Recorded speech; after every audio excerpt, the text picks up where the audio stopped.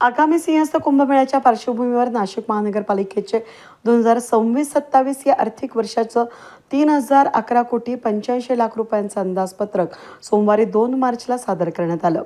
महापालिका आयुक्त मनीषा खत्री यांनी स्थायी समितीचे नवनिर्वाचित सभापती मच्छिंद्र सानप यांना अंदाजपत्रक सुपूर्द केलं. विशेष म्हणजे कुंभमेळ्याच्या अवाढव्य कामांसाठी या बजेटमध्ये सध्या केवळ 1 रुपयांची टोकन तरतूद केल्यानं सर्वांच्या भुवया उंचावल्या आहेत. 31 ऑक्टोबर 2026 पासून नाशिकमध्ये कुंभमेळ्याला सुरुवात होतीये.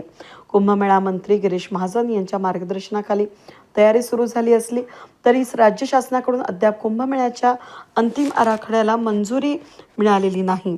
या आराखड्यामध्ये महापालिकेचा हिस्सा किती असेल हे अद्याप स्पष्ट नसल्यानं प्रशासनानं तांत्रिक अडचण टाळण्यासाठी सध्या टोकन म्हणून 1 रुपयांची तरतूद केली आहे. मात्र निधी मंजूर नसल्यानं प्रमुख कामांसाठी 77 कोटी रुपयांची वेगळी तरतूद करण्यात आली आहे. भाजपच्या महापौर हिमगौरी आहेर-आडके यांच्या नेतृत्वाखाली महापालिकेमध्ये भाजपची सत्ता असून स्थायी समितीवरही भाजपचंच वर्चस्व आहे. स्थायी समितीच्या पहिल्याच विशेष सभेमध्ये हे बजेट सादर झालं.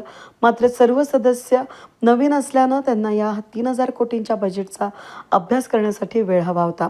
सदस्यांच्या मागणीनुसार आता या अंदाजपत्रकावर गुरुवारी 5 मार्चला सविस्तर चर्चा होणार असून त्यानंतर अंदाजपत्रक मंजूर करण्यासाठी 6 मार्चला विशेष महासभेचं आयोजन करण्यात आलं.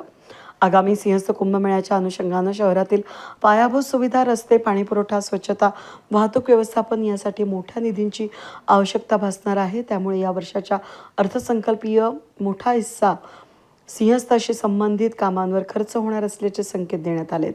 याबरोबरच नगरसेवकांच्या प्रभागनिहाय विकास कामांसाठी तरतूद करण्यात आली आहे. या विशेष सभेला स्थायी समिती सदस्य माधुरी बोलकर, नितीन निगळ, पल्लवी गणोरे, डॉक्टर दीपाली कुलकर्णी, इंदुबाई खेताडे, अदिती पांडे, सरिता सोनवणे, जयश्री गायकवाड, मयुरी पवार उपस्थित होते.